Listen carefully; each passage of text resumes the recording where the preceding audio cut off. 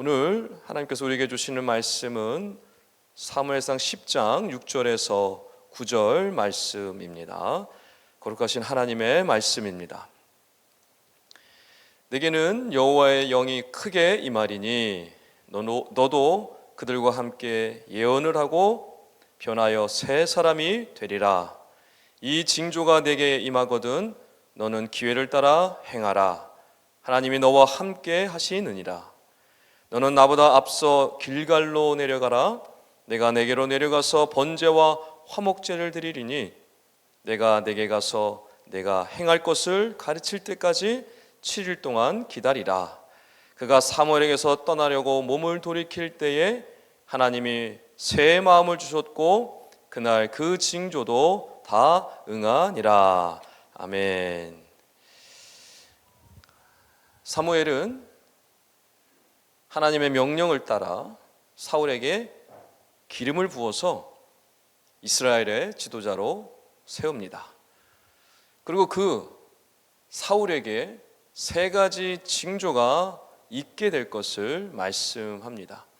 이 세 가지 징조는 하나님께서 사울을 이스라엘의 지도자로 세우셨다라는 것을 보여주기 위한 징조들이었습니다. 사울로 하여금 하나님의 그 징조들을 통하여 자신이 이스라엘의 지도자가 되었다는 것을 확신하도록 그것을 위하여 하나님께서 그에게 징조를 보여주셨던 것입니다. 세 가지 징조는 이것입니다. 라헬의 묘실 곁에서 두 사람을 만나게 될 것이다 라는 징조였습니다. 라헬은 누구입니까? 야곱의 두 번째 아내입니다. 요셉과 베냐민의 어머니이기도 합니다. 여러분, 사울은 베냐민 지파의 사람입니다. 즉, 이 라헬이라는 그 조상을 보여줌을 통하여서 사울에게 그 정통적인 그 의미를 부여하는 사인을 보여주시겠다라고 말씀하고 있는 것입니다. 두 번째 징조는 베델로 올라가는 사람들 세 사람을 만나게 될 것이다. 그리고 그들이 사울에게 떡 두 덩이를 건네줄 것이다 라는 징조입니다. 그 징조를 통해서 이 하나님께 예배드리러 제사드리러 올라가는 그 사람들을 만나게 하심을 통해서 그 배고픈 사울에게 먹을 것을 주는 이 사인을 통하여서 하나님께서 분명히 너를 지도자로 세웠다라는 것을 보여주시는 것입니다. 또 세 번째 징조는 하나님의 산에서 선지자의 무리를 만나게 될 것이다. 그리고 그 선지자들과 함께 있을 때에 사울도 예언하게 될 것이다 라는 징조를 말씀해 주십니다. 즉, 기름 부음 받은 이 사울이 기름 부음 받은 선지자들 같이 하나님께 쓰임 받는 자가 될 것이다 라는 사인인 것입니다. 그래서 이 세 가지 징조를 통해서 이 사울에게 보여주심으로 하나님께서 사울을 이스라엘의 지도자로 세우신 것이 분명하다라는 것을 보여주시는 것입니다. 특별히 이 하나님의 산, 이것은 바로 기브아 엘로힘인데요, 기브아는 사울의 출생지이기도 합니다. 그런데 그곳에 블레셋의 영문이 있었다라고 성경이 기록하고 있습니다. 블레셋의 영문이라는 것은 무엇이냐? 블레셋 군대의 요새라는 뜻입니다. 즉, 이미 이스라엘 땅 깊숙이 블레셋이 쳐들어와 있었고 심지어 이스라엘의 영토를 차지하고 군대를 운영할 정도로 이스라엘은 지금 블레셋의 지배를 받고 있었다라는 뜻입니다. 그런데 기브아 출신인 이 사울을 들어 사용하셔서 블레셋 군대를 무너뜨리실 뿐만 아니라 이 고통 가운데 있는 이스라엘을 구원해 내시겠다라는 하나님의 계획, 뜻이 담겨져 있던 것입니다.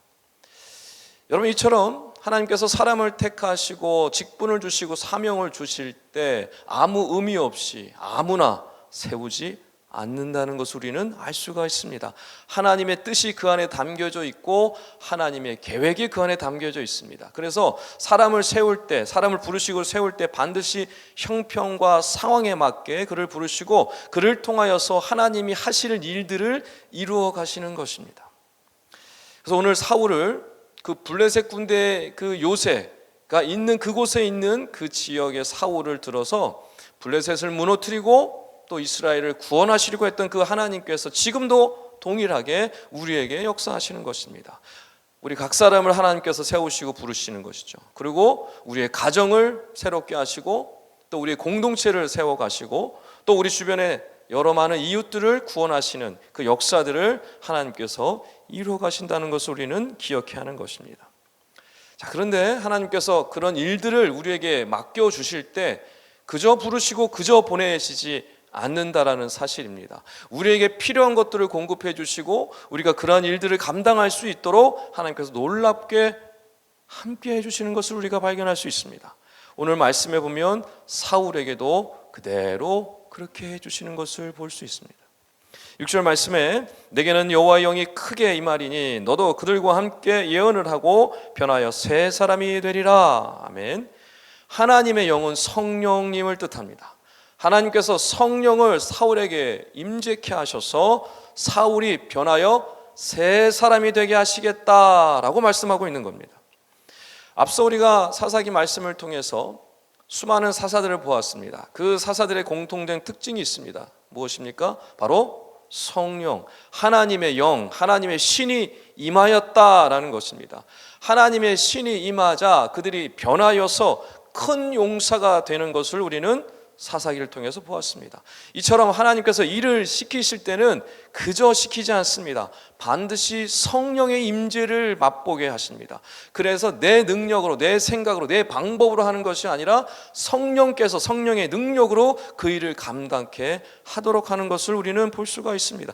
그렇기 때문에 우리는 하나님의 일을 맡았을 때, 사명을 맡았을 때, 직분을 맡았을 때, 하나님의 일을 감당하려고 할 때 먼저 성령의 임재를 구해야 하는 것입니다. 성령의 충만함을 사모해야 하는 것입니다. 그리할 때 내 뜻대로 내 마음대로 하지 않을 수 있습니다. 그리할 때 성령의 임재를 통하여 변하여 새 사람이 되고 하나님의 새 일을 이루어갈 수가 있는 것입니다.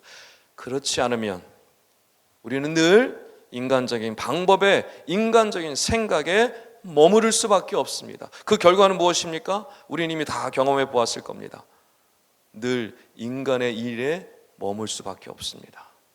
늘 그저 그런 결과를 맛볼 수밖에 없는 것입니다. 그러나 성령의 능력을 의지하고 나아갈 때 우리가 상상할 수도 없는 일들을 경험하게 되는 것입니다. 바로 그는 먼저 성령의 임재를 간절히 구하시고 하나님께 주신 귀한 직분과 사명을 잘 감당하심으로 변하여 새 사람으로 사역하셔서 새로운 일들을 이루어 가시는 우리 새벽의 모든 성도님들 다 되시기를 주님 이름으로 축원합니다. 7절에 보면 이 징조가 내게 임하거든 너는 기회를 따라 행하라. 하나님이 너와 함께 하시느니라. 아멘. 하나님께서 성령의 임재를 통하여 하나님이 너와 함께 하신다라는 분명한 사인을 주신다는 것입니다. 그 사인을 가지고 뭐 하라는 겁니까? 때를 따라, 기회를 따라 행하라. 행동하여라. 행하는 자가 되어라 라고 말씀하는 것입니다. 여러분, 성령의 임재를 받았음에도 불구하고 내가 아무것도 행하지 않으면 아무런 일도 일어나지 않습니다. 성령의 충만함을 받고 밖으로 나가지 않으면, 내가 행동하지 않으면, 결단하지 않으면 결코 아무런 일도 일어나지 않습니다. 성령의 임재가 내 안에 확신이 되어질 때, 성령이 나와 함께 하심을 내가 깨닫게 될 때 우리는 비로소 결단해야 되고 행동해야 되는 것입니다. 움직여야 하는 것입니다. 그럴 때 내가 하는 것이 아니라 성령이 하게 하시는 것이죠. 성령의 역사가 비로소 이루어지게 되는 것입니다. 여러분, 직분 사명 감당하실 때 이처럼 행동하심으로 성령의 역사와 능력을 맛보시기를 주님이로 아주 축원합니다. 9절 말씀에 보면 그가 사무엘에게 떠나려고 몸을 돌이킬 때에 하나님이 새 마음을 주셨고 그날 그 징조도 다 응하니라. 아멘. 사울을 향했던 이 세 가지 징조가 다 응하였다, 다 이루어졌다라고 말씀하고 있는 겁니다. 사울이 확신을 갖도록 이 징조를 다 보여주신 것입니다. 그러자 사울이 어떻게 해요? 새 마음을 갖게 됩니다. 여러분, 마음가짐이 너무너무 중요합니다. 마음에 따라 우리 인생이 결정되어지는 것이죠. 마음 먹기에 따라 우리 삶이 결정되는 겁니다. 사울이 하나님의 징조가 다 이루어지는 것을 똑똑히 목격하고 마음이 새롭게 되었다라고 말씀하고 있는 것입니다. 여러분, 이처럼 하나님은요, 우리에게 필요한 것들을 공급해 주십니다. 특별히 하나님이 하시는 일을 감당할 때, 하나님의 일을 주신 것을 우리가 감당할 때 특별히 더 그렇습니다. 그래서 우리에게 필요한 모든 것을 공급해 주실 때, 특별히 주님의 놀라운 역사로 성령의 임재를 경험하게 될 때 우리는 확신하게 되고 내 마음을 강하게 할 수 있는 것입니다. 새 마음을 가지고 비로소 우리는 주님의 역사하심을 결단하고 이루어갈 수 있는 것이죠. 여러분, 이 순서를 기억하셔야 합니다. 성령의 임재를 하나님께서 허락해 주시고 변하여 새 사람으로 우리를 만들어 주시고 우리에게 새 마음을 갖게 하셔서 비로소 새 일을 행하게 하여 주시는 것입니다. 내가 하는 것이 아닙니다. 내 능력, 내 의지로 하는 것이 결코 아닙니다. 하나님께서 나로 하여금 성령을 통하여 하실 수 있게 하시는 것입니다. 그러니 우리에게 정말 중요한 것 바로 성령의 임재고 성령의 충만하심을 받는 것임을 우리가 기억해야 하는 것입니다. 이제 무엇입니까? 하나님 앞에 순종하는 겁니다. 나는 못해, 나는 할 수 없어 라고 말하는 것은 여전히 내 힘, 내 능력으로 하겠다라는 뜻입니다. 그러나 나는 할 수 없습니다, 나는 능력이 없습니다 라고 고백함과 동시에 그러나 주님은 하실 수 있습니다, 그러나 성령의 능력으로 감당할 수 있습니다 라고 고백하는 것이 우리 믿음의 고백인 것입니다.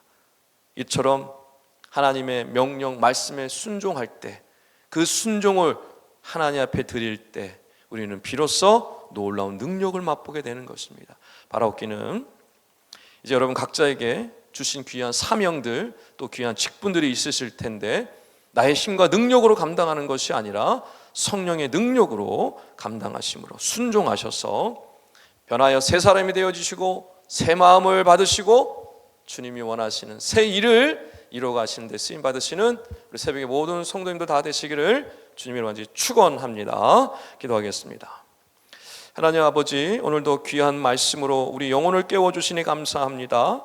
이 시간 성령의 충만함을 허락하여 주시옵소서. 그리하여 새 생각, 내 생각과 뜻이 아닌 성령의 인도를 따라 주님 주신 사명, 직분을 잘 감당할 수 있도록 인도하여 주시옵소서. 새 마음을 주시옵소서. 새 사람으로 변화되어 새 일을 이루도록 인도하여 주시옵소서.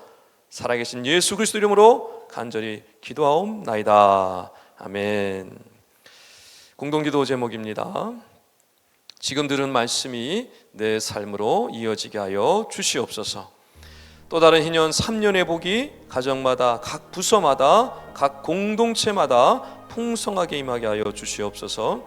동네 세매절 말씀 묵상과 7인 소그룹 사역을 축복하시고 말씀이 삶이 되는 복을 받게 하여 주시옵소서. 캄보디아 단기 선교를 축복하시고 그곳에 귀한 열매와 은혜들이 넘치게 하여 주시옵소서.